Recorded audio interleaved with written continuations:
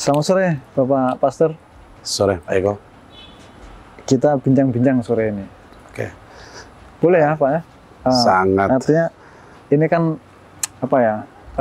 Saya pengen lah punya wawasan begitu. Jadi kebetulan Pak Pastor ini kan saya kenali orang yang punya wawasan luas begitu. Oh, hai. Harapan itu benar ya. Oh iya, iya. Tapi itu. memang selama ini bukan soal wawasannya aku, cuma nyambung aja gitu loh. Oh, nyambung. gitu. Dan minat hampir sama untuk diskusi-diskusi di luar hal-hal yang formal, tapi ke common ya, hal-hal common. Berarti benar lah ya yang selama ini mungkin saya yakini bahwa semesta itu akan mempertemukan orang-orang yang ide dan pemikirannya itu sama. Exactly. Birds of feather flock together. Exactly. Dan untuk saya bertemu Pak Komandan Brigif ini dengan cara berpikir sepertinya di luar yang saya duga, itu satu dari mungkin ribuan orang dalam satu organisasi seperti ini. Di luar yang diduga. Di luar dugaan. Dugaan itu pasti ada dasarnya juga. Well, dugaan saya adalah bahwa seorang yang ada di dalam organisasi, ya, aparatur negara ya, cara berpikirnya pasti harus, you have to be in the line, ya, harus di garisnya. Tapi yang saya temukan Pak Eko, saya tidak untuk memuji Pak Komandan Brigif, tapi bahwa untuk saya ini sesuatu yang baru dan menjadi satu masukan yang baik untuk, bukan tadi Pak Eko mau belajar, tapi untuk saya mau belajar. Saya mau belajar dari seorang. Kita sama-sama belajar. Exactly.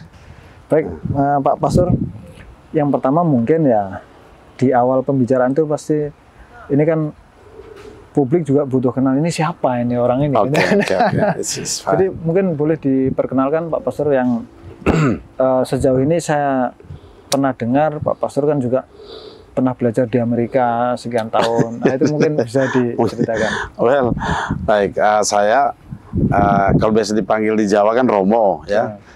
Kalau di sini wilayah Maluku ya Pastor. Kalau di Flores Pater. Asli saya sih dari Lembata. Lembata. Ya, Lembata. Lembata itu di mana itu? Lembata itu dulu bergabung dengan Flores bagian timur. Oh, tapi setelah itu otonomi daerah, dia menjadi satu kabupaten sendiri. Oh, Kabupaten Lembata. Lembata. Dan Lembata mungkin well known-nya itu sebagai satu tempat di mana ada satu desa namanya Lamlerah. Di situ ada perburuan ikan paus, sperm whale ya. Nah, iya. Secara tradisional. Oke. Kalau disebut perburuan ikan paus saya jadi ingat. Ya. Karena pada saat kecil itu saya lihat di majalah itu. Ya. Ada itu tentang peliputan tentang itu. Ya, dan orang-orang yang asli dari desa itu, misalnya Pak Soni Kiraf dulu Menteri Lingkungan Hidup itu, mereka asli dari situ. Itu salah satu desa di Lembata. Saya berasal dari situ, tapi beda wilayah sama Pak Soni Kiraf. Berarti dulu ikut berburu? No. Dia kan di selatan pulau kan, dan saya juga baru sekali ke sana loh. Oh begitu. Saking rasa ingin tahu, saya hanya lihat di YouTube tentang bagaimana mereka berburu. Memang kami makan ikan paus ketika masih kecil, dijual keliling pulau kan. Barteran hasil ladang dengan ikan paus, karena nelayan-nelayan di sana tidak punya potensi tanahnya, tidak bisa untuk pertanian, sehingga mereka melaut lalu barteran dengan hasil ladang gitu. Jadi dari sana. Saya asli dari sana. Dulu SD, SMP-nya memang di Lembata, tapi masuk seminari saya ke Flores bagian timur di satu seminari Hokeng untuk mau jadi imam ya. Jadi kita mulai dengan setelah SMP Santo Pius di Lewoleba, saya ke seminari Hokeng 4 tahun di sana ya. Seminari selalunya 4 tahun. Jadi ada kelas persiapan sebelum mulai ke kelas 1, 2 dan 3. Lalu setelah seminari Hokeng, saya memutuskan untuk bergabung dengan Serikat Sabda Allah. Itu satu kongregasi religius missionary internationally, bekerjanya secara internasional, yang kependekannya itu SVD, Societa Verbi Divini. Di Malang ada. Oh, di Malang ada? Oh ya, besar. Ada novisiatnya di Batu. Lalu kuliahnya mereka di universitas apa ya? Satya Wacana, bukan. Wah, saya lupa namanya. Tapi di Malang ada. SPD besar di Malang. Selain Karmel. Memang Pak Pastor belajarnya di Amerika ya? Oh ya, kalau tentang itu, setelah saya menyelesaikan filsafat di Ledel-Ro, sebenarnya kita bukan ya. Tunggu, sorry ini Pak Pastor, filsafat ya? Yes. Jadi yang kemudian saya pahami, orang Katolik itu dekat dengan filsafat atau memang harus belajar filsafat? Filsafat itu ilmu yang sebenarnya satu requirement untuk calon imam ya. Jadi siapapun calon pastor ya harus studi filsafat. Itu keharusan supaya punya basic yang kuat untuk belajar teologi. Oh. Ya, jadi berangkatnya dari filsafat. Dari filsafat sebagai ground yang baik untuk bisa belajar ilmu yang lain. Dan ilmu yang lain yang wajib adalah teologi supaya jadi pastor gitu. Oh ya, karena katanya nih saya dengar ini filsafat itu induknya seluruh ilmu pengetahuan. Exactly ya, payung segala ilmu ya filsafat ya. Well, kalau berarti kita orang filsafat nih, mau belajar filsafat apa? Oh, dan itu bagus untuk dunia tentara. Nah, untuk saya di militer kalau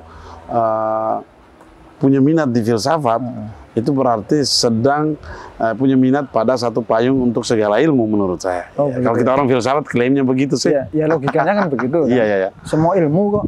Ya. Berarti kan siapapun bisa belajar filsafat. Iya. Oke, dilanjutkan. Jadi filsafat bukan milik kita orang, pertama bukan milik orang Katolik, bukan juga milik para calon imam, tapi itu wajib. Supaya kita punya dasar yang kuat untuk bisa belajar kitab suci, tapi umumnya untuk belajar teologi. Dan dalam teologi itu kita juga belajar tentang kitab suci ya semuanya. Jadi saya ke US bukan untuk awalnya bukan untuk studi sebenarnya. Saya ke sana untuk namanya cross culture experience, OTP experience.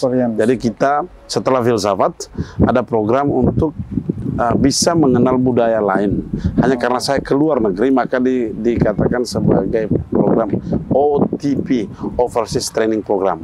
Overseas Training Program. Okay. Itu sama dengan yang buatnya di Indonesia tapi dinamakan Tahun Orientasi Pastoral.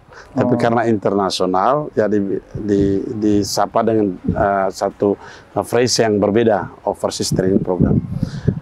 Dalam rancangan itu kita studi di sana. Tetapi karena tuntutan dalam kongregasi, kami harus kembali ke Indonesia, selesaikan filsafat, ditabiskan jadi imam, dari pastor, lalu balik ke Amerika untuk bekerja di sana 7 tahun lagi, makanya jadinya 9. Ya.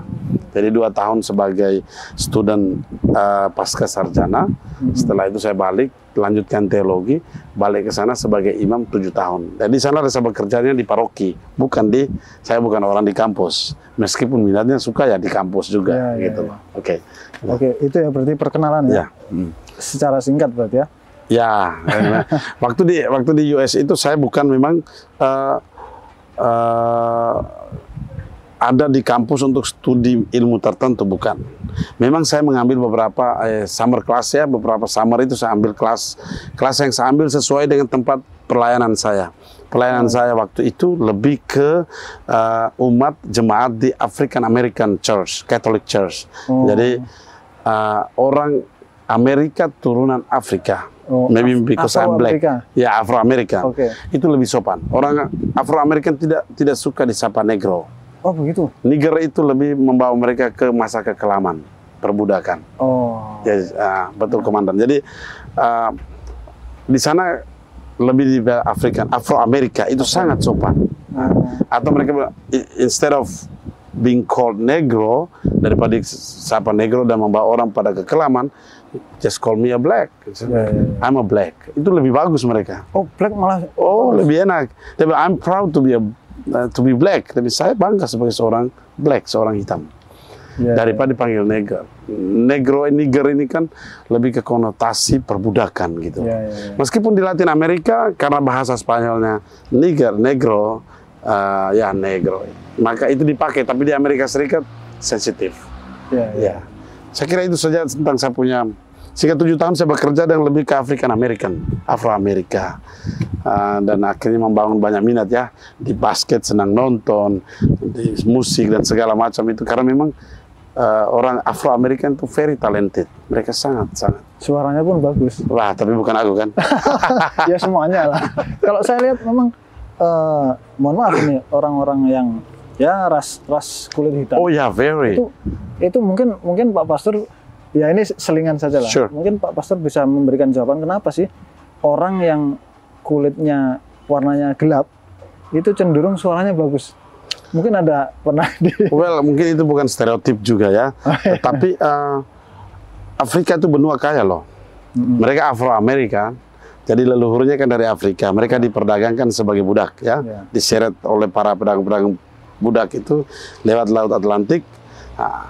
Jadi aslinya kalau teman-teman yang misionaris di Afrika, mereka tahu bahwa Afrika itu sangat kaya dalam musik dan sastra, pokoknya sangat kaya. Oke, tapi di Amerika dengan mereka berlatar belakang itu, mereka juga lebih kaya lagi ketika hidup dalam intimidasi itu, perbudakan yang begitu lama, membuat mereka lahir dalam situasi itu dan begitu kreatif ya. Contohnya justru di sana lahir musik blues.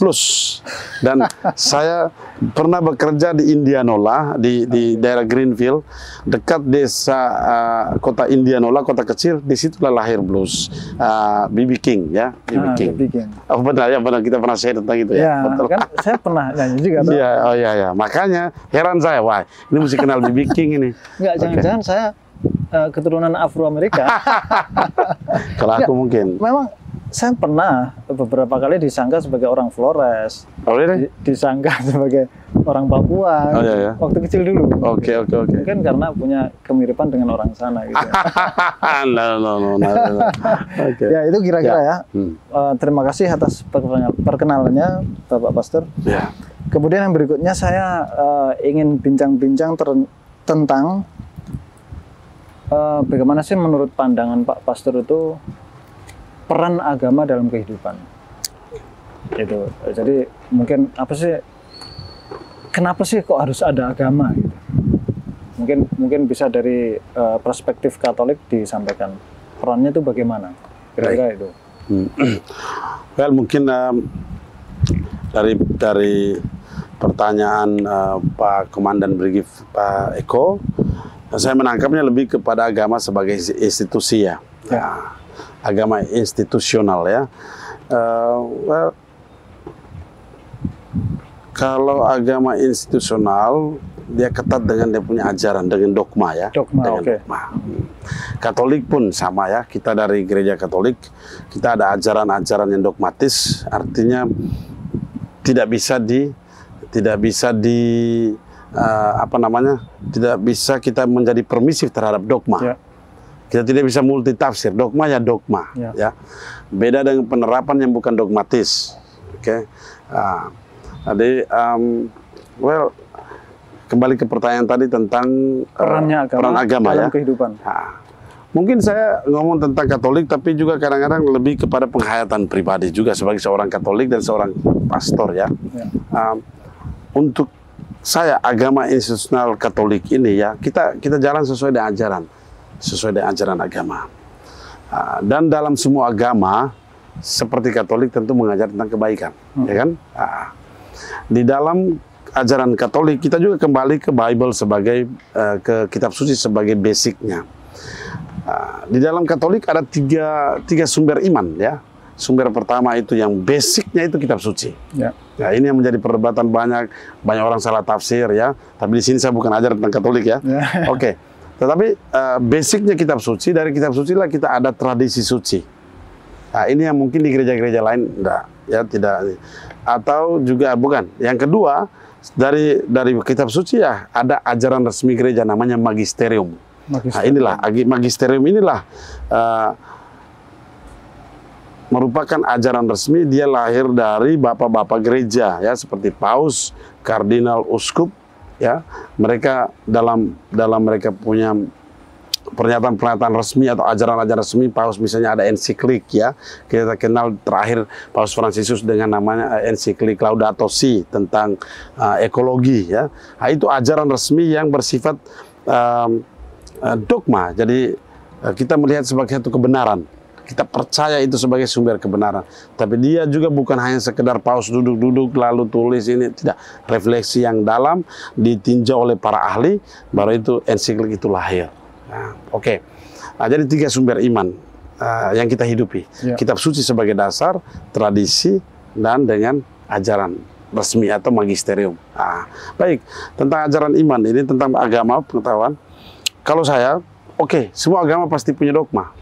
Agama institusional ya, punya ajaran. Nah, tapi di atas segalanya ada satu yang mereka katakan itu golden rule ya. Golden rule. Itu satu hukum emas ya, hukum utama dan terutama yang di dalam kekristenan semua tahu tentang itu, bukan hanya Katolik ya.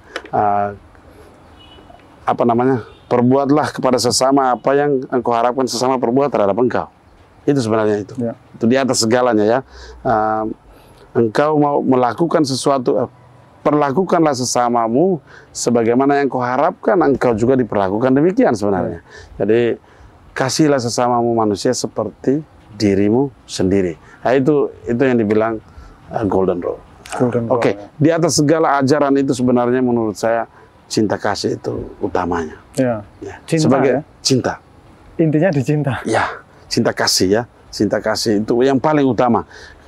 Karena menurut saya ketika orang begitu fanatik dengan dogma, akhirnya lahirlah namanya militansi yang bisa brutal, bisa fanatik ya, terlalu radikalis ya. Nah, di sana ketika orang berpaku mati-matian pada dogma, lalu tidak melihat bahwa di atas segala-galanya cinta kasih harus memenangkan itu. Dan dalam kekatolikan seperti teman-teman Kristen yang lain, Yesus justru mengajarkan yang hukum yang utama dan terutama adalah hukum cinta kasih. Itu. Karena yang pernah saya pernah dapatkan, Pastor. Jadi ada seorang tokoh tuh, mungkin Pastor juga kenal, Jalaluddin Rumi. Ustaz? Jalaluddin Rumi. Oke, saya pernah dengar Jalaluddin ini. Ya, ini atau yang lebih dikenal orang Rumi saja begitu. Sure. Ya. Jadi beliau mengatakan bahwa ada cinta di semua agama. Ya. Walaupun cinta itu sendiri tidak punya agama. Ya, nah, saya masih ingat waktu ulang tahun itu ya. Itulah kira-kira. Bisa diulang lagi. Jadi ada cinta di semua agama. Walaupun cinta itu sendiri tidak beragama. Nah, artinya bahwa semua agama itu memang mengajarkan cinta kasih gitu. Ada di semua agama mengajarkan cinta, kasih, sayang, dan seterusnya. Walaupun agama itu sendiri tidak beragama. Gitu. Jadi harusnya sangat bagus. Outputnya orang beragama harus mencintai seharusnya. Makanya kalau ada yang mengaku beragama, mengaku membela agamanya kok tidak, outputnya bukan cinta atau aksinya tidak dapat diterima oleh manusia, berarti ada sesuatu yang salah di sana. Exactly. Jadi itu yang selalu ditekankan dalam ilmu agama ya.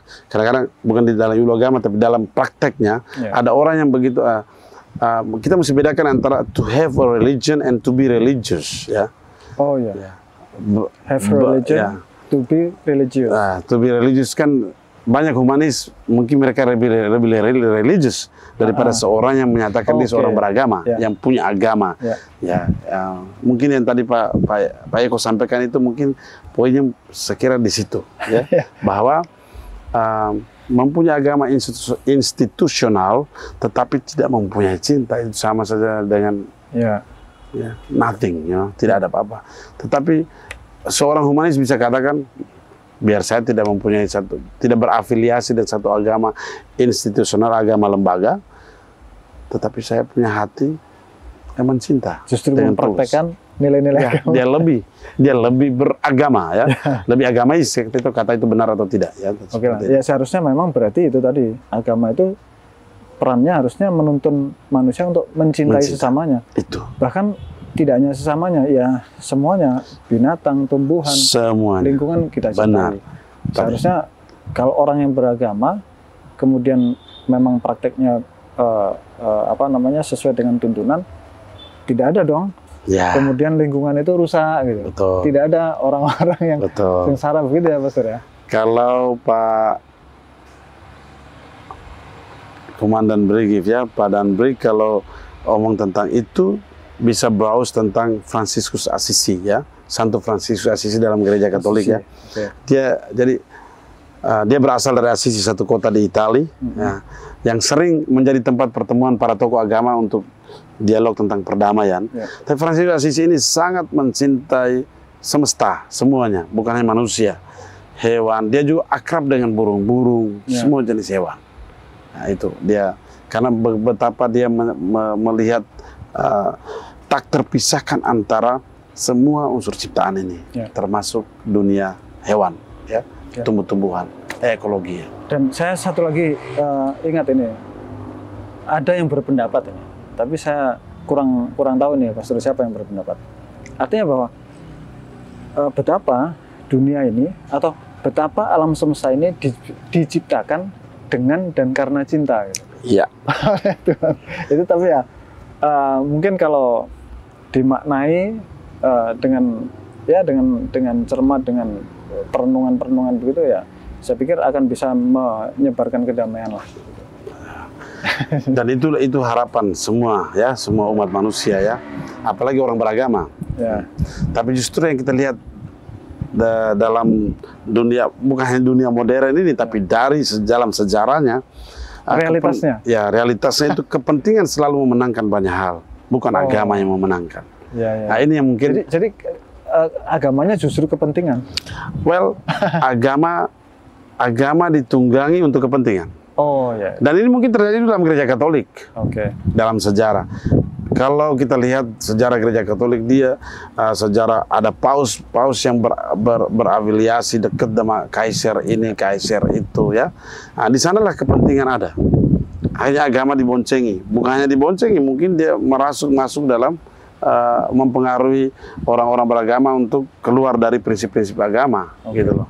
Jadi disayangkan bahwa ya kita ngomong tentang bagaimana peran agama. Kalau peran agama itu murni dijalankan, saya yakin tidak ada konflik di dunia ini. Ya. Tapi ketika kepentingan masuk dalam agama, nah ini, ya. Dan agama apapun yang kalau ditunggangi oleh kepentingan, pasti di sana akan terjadi sesuatu yang ada di luar sebenarnya agama itu seharusnya. Ya. Jadi saya akhirnya menjadi begitu kurang percaya pada pengklaiman radikalis atau militan. Jangan sampai radikalisme itu diciptakan. Dia bukan lahir dari orang-orang itu. Saya kurang percaya itu. Jadi jangan sampai yang mencap radikalis ini orang yang mencipta ajaran-ajaran radikalis itu, menyebarkannya, bahkan membuatnya menjadi milik kelompok tertentu yang sebenarnya bukan mereka lahir dengan itu, lalu mengklaim mereka itu radikalis supaya kepentingannya masuk. Ya. Jadi ini kita ngomong juga sangat hati-hati karena kita tidak tahu. Tapi hemat saya, setelah mempelajari banyak ya, secara sederhana, saya bukan ahlinya untuk ilmu filsafat, sosiologi atau apapun. Ya mungkin belajar filsafat, belajar ilmu-ilmu sosial lah. Tapi saya melihat lebih kepada perang energi di atas planet ini. Perang energi. Jadi kepentingannya energi. Sekali. Jadi dia mau perang di Israel kah, dia mau perang di Ukraina kah, atau dia mau perang di Latin Amerika, atau sekarang mau perang di Papua, itu perang energi sebenarnya. Bahkan saya pernah membaca bukunya Avram Noam Chomsky. Ya. Itu gelaran konflik di mana-mana termasuk Amerika Latin dan seterusnya. Ternyata ya fokusnya di energi. Ya. Jadi kita bisa baca kan, kalau harga minyak sudah melampaui batas, kaget masih ada konflik di mana, gitu. Jadi ini untuk saya ini sebenarnya perang kepentingan. Kasihan agama diboncengi. Dan akhirnya misalnya di Indonesia, saya waktu kejadian 2001, 9/11 ya. Saya ada di sana, tapi saya bukan ada di tempat kejadian. Dari situ saya mulai kenal lebih tentang dunia, bagaimana kejadian di Twin Tower itu lalu imbasnya kita masuk keluar Amerika itu masuk surga lebih mudah, saya bilang. Masuk surga lebih mudah. Karena semua ketat ya, sampai kita berdiri dalam kaca, dicek semua. Itu imbas dari itu. Oke, kalau ditelusuri, menurut saya ini sebenarnya perang energi. Perang, jadi itu kepentingan. Jadi clear ya, itu sepakat kita, Pak Pastor, bahwa peran agama adalah melahirkan cinta kasih, gitu. Cinta kasih sayang di antara kita semuanya. Dan itu mesti ditegaskan, Pak Eko, bahwa peran agama itu, dia mengajarkan cinta kasih. Tapi cinta yang di sini kita ngomong cinta yang tak bersyarat. Karena agama begitu mudah ditunggangi untuk syarat tadi, kepentingan. Dan mencintai tanpa syarat itu kita punya banyak tokoh. Martin Luther King Jr. dari Protestan, dia pejuang orang-orang African American, Afro-Amerika. Kita ke apartheid ya, Nelson Mandela, mereka berjuang untuk itu. Mother Teresa dari Kalkuta, ya. Itu mereka bukan soal dia Katoliknya. Saya kenal semua itu. Ya. Tokoh-tokoh itu. Good. Kenal di media. Iya. Bagus bahwa saya tidak melihat bahwa dia agama apanya, tapi nilai yang dia bawa. Mahatma Gandhi. Mahatma Gandhi. Luar biasa. Mungkin Pak Eko tahu dalam dunia, Gus Dur, come on, jangan lupa. itu bapakku itu, ya. Itu orang-orang yang dia mencintai tanpa melihat juga agama apa. Jadi agama itu cuma label, tapi ajaran agamanya menguasai dia sampai dia melihat across the boundaries, ya. Dia melihat over, beyond, ya. Lebih daripada sekedar label agamanya yang di kulitnya. Dia mencintai lebih dari itu. Makanya saya bilang, oke, agama mengajarkan cinta kasih, tapi bagusnya kan cinta kasih itu tak bersyarat loh. Karena umumnya do this, ya, saya beri supaya saya terima. Dan itu kan perang energi tadi, ya. Oh, saya ekspor ini supaya engkau impor ini, kan. Nah, ini yang berbahaya. Ternyata itu cinta. Iya. Dan kita berharap agama jangan ditunggangi di sana gitu loh. Kasihan kalau apalagi kita pimpinan agama yang punya kepentingan, ini berbahaya. Agamanya tidak salah, tapi oknum yang dalam agama ini yang berbahaya. Oke, berikutnya Pak Pastor, ini biar kita juga cukuplah waktunya untuk membahas semuanya nih. Kan saya sudah catat tuh. Yang berikutnya kan tadi di awal kita sudah menyinggung tentang filsafat ya. Artinya filsafat sebagai induk dari segala ilmu pengetahuan. Maka pertanyaan berikutnya adalah bagaimana sih peran filsafat sebagai induk ilmu pengetahuan dalam kehidupan kita ini? Sebenarnya ya, filsafat itu ilmu yang mengasah kita pun daya kritis, ya. Daya kritis ya. Ya, daya kritis. Jadi kita menjadi lebih kritis, ya, berpikir logis, dan ya, sebenarnya dia meningkatkan kita pun daya kritis. Jadi clue-nya filsafat itu kritis dan logis. Kritis. Dan sebenarnya filsafatnya philo, ya, cinta. Sophia, kebijaksanaan, mencintai kebijaksanaan. Kita berharap bahwa kita belajar filsafat, dia mengantar kita untuk mempelajari berbagai macam ilmu dengan daya nalar yang baik, ya, berpikir secara logis dengan rasionalitas yang baik. Ya. Filsafat umumnya ilmu yang mengajak kita untuk berpikir rasional. Kalau agama kan sudah masuk ke wahyu, maka ketika kita belajar filsafat, kita mendasari kita punya diri, memperkaya diri untuk belajar agama yang adalah wahyu, supaya jangan kita terima wahyu secara blind, ya, yang Einstein bilang agama tanpa pengetahuan tanpa agama itu blind, ya. Nah, jadi bahkan Einstein menyampaikan itu, ya. Iya, ya. Nah, jadi seorang Einstein loh, berarti filsafat bagus, dia membantu kita untuk memahami agama dan menghayatinya, ya, supaya tidak buta, supaya ada unsur rasionalitas di dalam agama. Tapi bukan berarti filsafat memenangkan apa yang disebut kebenaran absolut dalam wahyu itu, tidak. Dia membantu kita untuk memahami dan menghayati, seperti itu. Ya, saya pernah dengar ada seseorang yang menyampaikan bahwa agama itu isinya dua. Yang pertama dogma, yang kedua logika.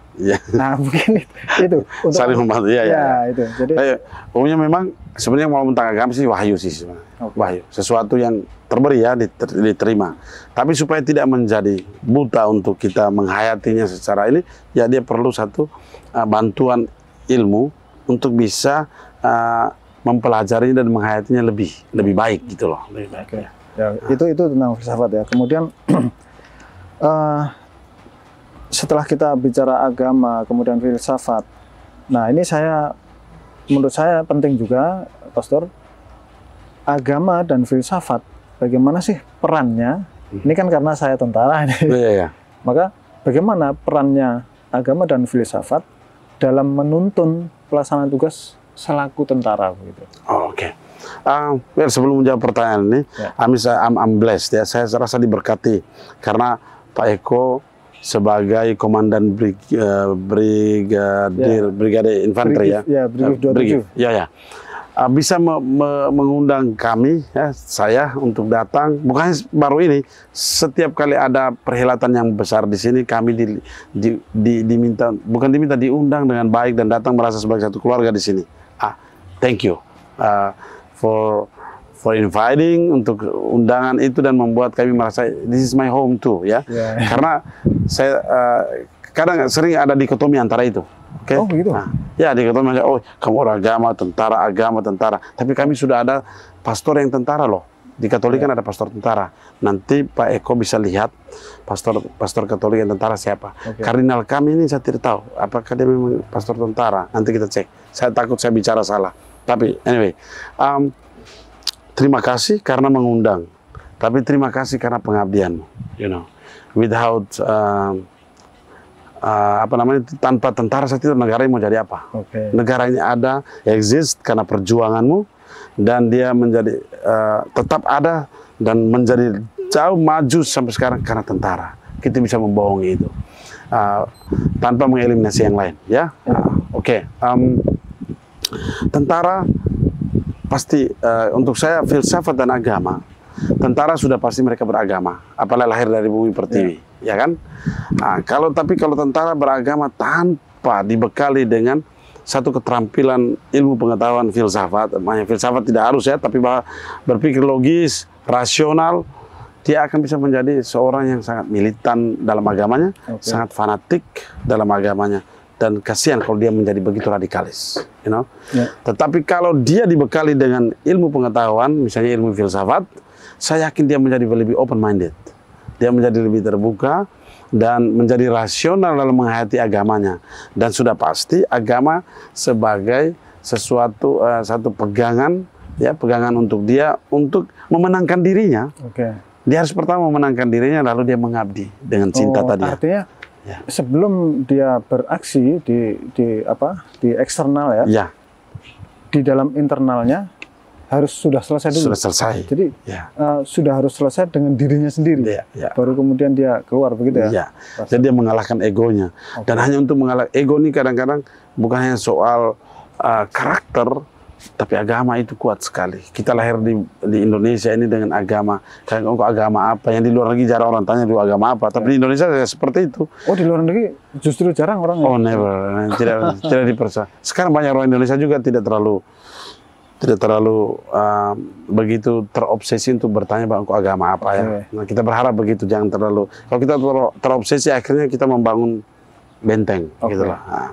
Tapi kalau TNI anggotanya itu dibekali dengan ini, saya sangat salut karena kita akan punya anggota TNI yang punya bukan soal daya nalarnya, tapi open mind, berpikir beyond the boundaries, ya, lebih keluar dari batas-batas agama yang membentuk dia gitu loh, atau saya pikir fanatisme suku. Itu saya pikir sangat relevan, Pastor ya. Kenapa? Karena tentara ini kan kalau dikatakan sebagai pemersatu, kan menjaga agar wilayah tetap utuh, kemudian menjaga atau melindungi segenap tumpah darah, menjaga kedaulatan dan seterusnya.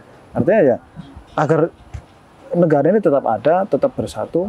Nah, maka adalah tentara. Nah, tidak mungkin dong penjaganya ini kemudian terpisah-pisah atau mungkin punya pemikiran yang tidak open, tidak mungkin gitu.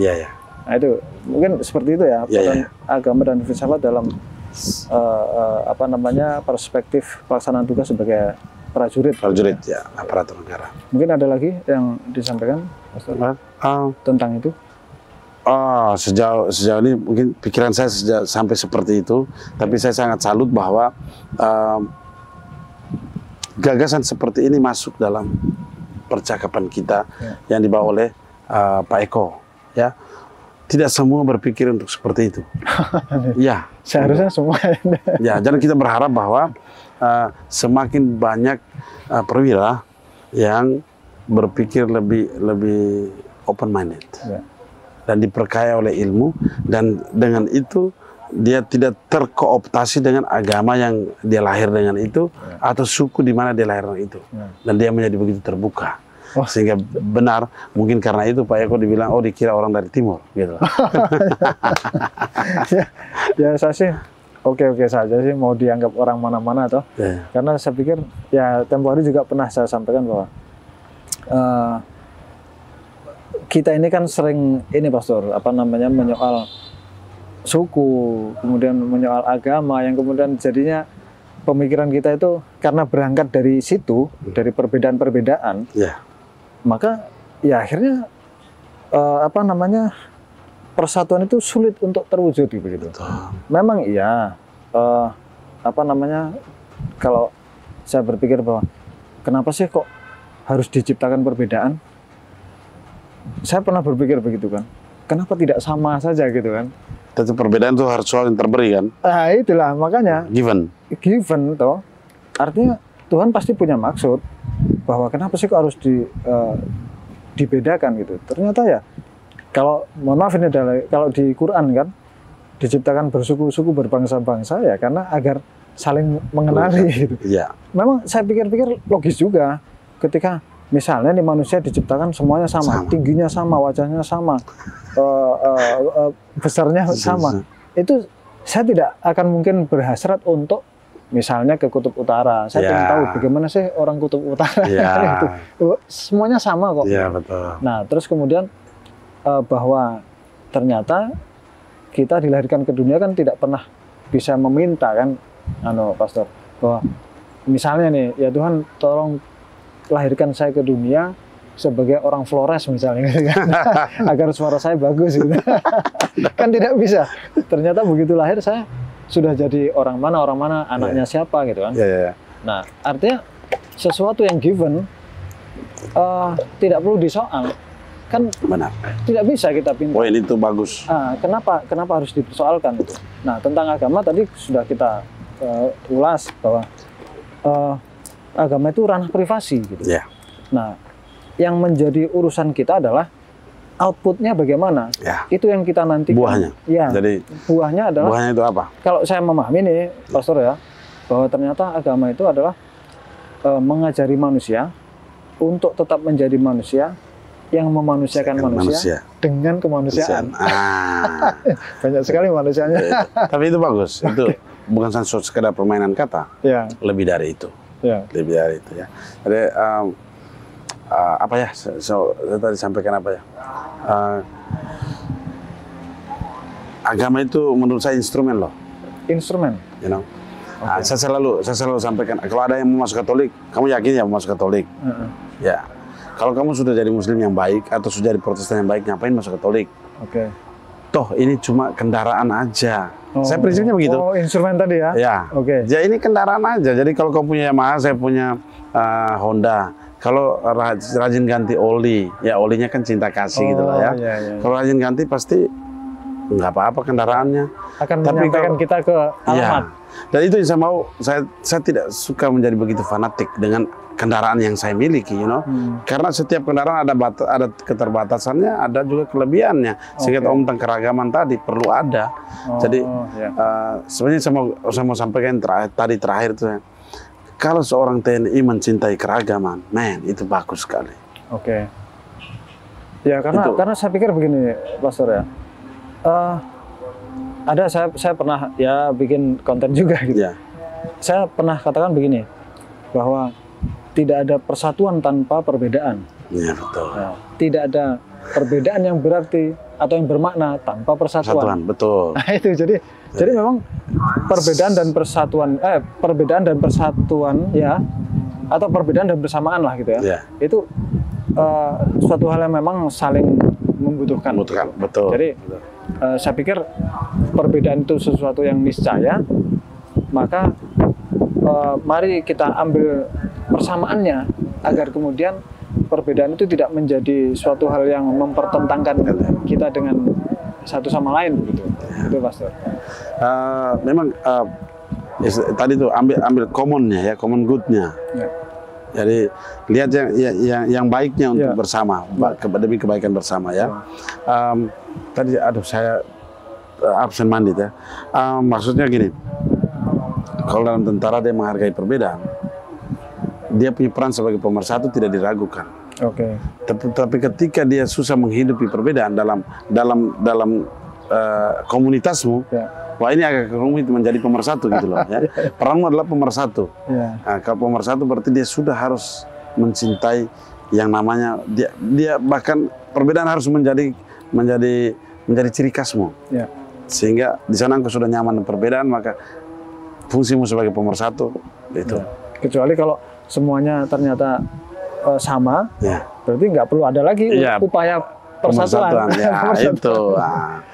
Terus tentang tadi yang hidup agama tadi saya bilang, kita tidak berkatakan mind your own business, bukan. Tetapi bahwa saya menghargai apa yang kau yakini dan kau hidupi, sama juga you menghargai apa yang saya yakini, saya hidupi, aman kita. You know? Tapi kalau saya mulai mempersoalkan apa yang kau yakini, di sana ada hal.